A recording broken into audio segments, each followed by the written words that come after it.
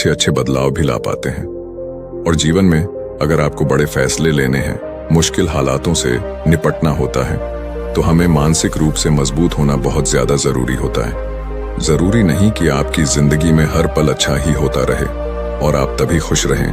कभी कभी आपकी जिंदगी में ऐसे वक्त भी आएंगे जहां पर आपको भारी मुसीबतों का सामना भी करना पड़ सकता है। ऐसे में कई बार होता है कि इंसान मुसीबतों का सामना करते करते अपने मुश्किल हालातों से लड़ते लड़ते अपने जीवन से हारने लगता है।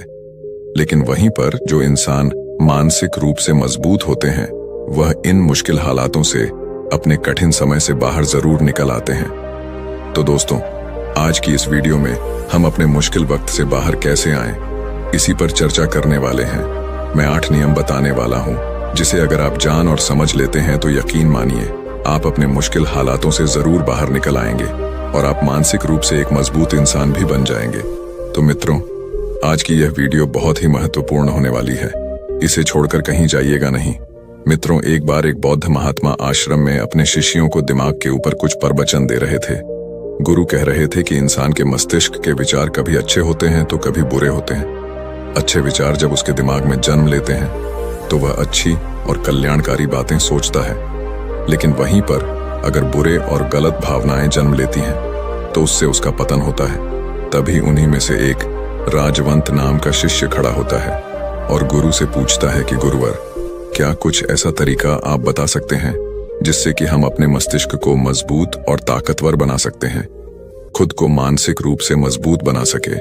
गुरु कहते हैं कि अवश्य मैं बताऊंगा, लेकिन उससे पहले मैं कुछ बातें मन पर बता रहा हूं जिसे तुम लोग ध्यानपूर्वक सुनना, तभी जाकर के हम बताएंगे कि मानसिक रूप से मजबूत कैसे बने। तभी तुम सब इस बात को बड़ी ही आसानी से समझ पाओगे। गुरु कहते हैं कि जब भी हम कुछ सोचते हैं तो सबसे पहले वह विचार हमारे मस्तिष्क में जन्म लेते हैं और उसी के अनुरूप हमारा पूरा शरीर कार्य करने लगता है। मान लो कि आप कुछ दुख भरी बातें सोचते हैं तो आप बिल्कुल शिथिल होते चले जाते हैं, आपके शरीर की ऊर्जा कम होने लगती है। लेकिन वहीं पर अगर आप कुछ उत्साह भरी बातें सोचते हैं तो आपके शरीर के अंदर असीमित ऊर्जा बहने लगती है। आप वाकई में ऊर्जावान दिखाई देने लगते हैं। आप ये अनुभव खुद कर पाएंगे कि जब आप खुशी होते हैं तो आपके शरीर के अंदर बहुत ऊर्जा आ जाती है, आपका रोम रोम खिल उठता है। ऐसा इसलिए हुआ क्योंकि आपने अपने दिमाग में कुछ जोश भरी बातें सोची। शरीर तो वही है आपका, लेकिन जब आप दुखी होते हैं तो आपका शरीर बिल्कुल ऊर्जा विहीन हो जाता है। लेकिन जब आपके विचार जोश भरे वाले होते हैं तो आपका शरीर खिल उठता है। यानी हमारा शरीर किस तरीके से काम करेगा, यह सब हमारे मस्तिष्क में उत्पन्न हो रहे विचारों पर निर्भर करता है। अब तुम सबको मेरी बातें बहुत ही अच्छे तरीके से समझ में आएंगी। अब हम बताने जा रहे हैं कि मानसिक रूप से हम मजबूत कैसे बने। गुरु कहते हैं कि मैं तुम सबको 8 तरीका बताऊंगा। अगर आप उन 8 तरीकों को अपने दिमाग में लाते हैं, वैसा ही सोचते हैं, तो यकीन मानिए आपका शरीर भी वैसा ही काम करने लगेगा। जैसा कि मैं पहले बता चुका हूं कि जब आप दुखी होते हैं तो आपका शरीर ऊर्जा विहीन होने लगता है, लेकिन जब आप खुश होते हैं, आपके दिमाग में अच्छा विचार आया और आप खुश हो गए तो आपके शरीर में अच्छी ऊर्जा बहने लगती है। इसका मतलब यह है कि अगर हम वह 8 तरीका जान लें और वही हम अपने दिमाग में सोचे तो हमारा शरीर भी ऊर्जा और जोश से भर जाएगा, अर्थात हम मानसिक रूप से मजबूत बन जाएंगे। और वास्तव में जब आप मानसिक रूप से मजबूत बन जाएंगे तो आप मुश्किल हालातों का सामना बड़ी ही आसानी से कर लेंगे। गुरु कहते हैं कि शिष्यों, मानसिक रूप से मजबूत बनने का पहला नियम है, जो हो चुका है उसकी परवाह करना छोड़ दो। गुरु कहते हैं कि शिष्यों, मुझे यह बताओ कि सूर्य किस दिशा में उगता है। तो सभी शिष्यों ने एक साथ जवाब दिया कि गुरुजी, सूर्य पूर्व दिशा से निकलता है। फिर गुरुजी ने कहा कि अगर मैं यह कहूं कि सूर्य पश्चिम दिशा से निकले तो क्या वह निकलेगा? सभी शिष्य कहते हैं कि बिल्कुल नहीं गुरुवर, सूर्य तो पूर्व दिशा से ही निकलेगा, हम उसके स्थान को, उसके जगह को बदल नहीं सकते हैं। फिर गुरु कहते हैं कि मान लो बारिश का मौसम है और अगर मैं यह बोलूं कि बारिश बंद हो जाए तो क्या हमारे बोलने से बारिश बंद हो जाएगी? शिष्य कहते हैं कि नहीं गुरुवर, वह तो मौसम में बदलाव की वजह से होगा। जब मौसम में बदलाव होगा तो बारिश बंद हो जाएगी। फिर गुरुजी कहते हैं कि अगर मैं तुम लोगों से यह कहूं कि ठंडी के मौसम में गर्मी पड़ने लगे तो ऐसा होने वाला तो नहीं है। शिष्य कहते हैं, गुरुवर आप ठीक कह रहे हैं, ये कभी नहीं हो सकता कि ठंडी के मौसम में गर्मी पड़े और गर्मी के मौसम में ठंडी पड़ने लगे। ये मौसम तो प्रकृति पर निर्भर करता है, जो कि हमारे बस में नहीं है। फिर गुरु कहते हैं कि ठीक उसी प्रकार अगर जो चीज हमारे वश में नहीं होती है या जो बातें घटनाएं बीत चुकी हैं, अगर हम उन घटनाओं को लेकर के बार बार परेशान होते रहेंगे या उसकी बहुत ज्यादा परवाह करेंगे तो क्या हम भूतकाल की घटनाओं को बदल सकते हैं? शिष्य कहते हैं कि नहीं गुरुवर। फिर गुरु कहते हैं कि अगर तुम उन बीती घटनाओं को लेकर के बार बार चिंता में रहोगे और उस चीज की परवाह करोगे तो तुम परेशान होते चले जाओगे। इसीलिए तुम्हारी जिंदगी में जो घटित हो चुका है, कोशिश करो उसे भुलाने की, और उसका एकमात्र तरीका है कि आप अपने आने वाले समय पर, आने वाले भविष्य पर, आने वाली चीजों पर अपना ध्यान केंद्रित करिए। गुरु आगे कहते हैं कि मानसिक रूप से मजबूत बनने का दूसरा नियम है ध्यान करने की आदत डालें। गुरु कहते हैं कि गौतम बुद्ध जब सत्य की खोज में निकल पड़े थे तो उन्होंने बहुत सारे उपाय किए, बहुत सारे कर्म कांड किए, लेकिन उन कर्म कांडों की वजह से उन्हें बहुत ज्यादा कुछ हासिल नहीं हुआ और उनका शरीर दुबला पतला होता चला गया। लेकिन वह सत्य की खोज करने में असमर्थ रहे। उनके गुरुओं ने उन्हें बहुत सारे कर्म कांड उपाय बताए, लेकिन उन कर्म कांड का कोई मतलब नहीं हुआ।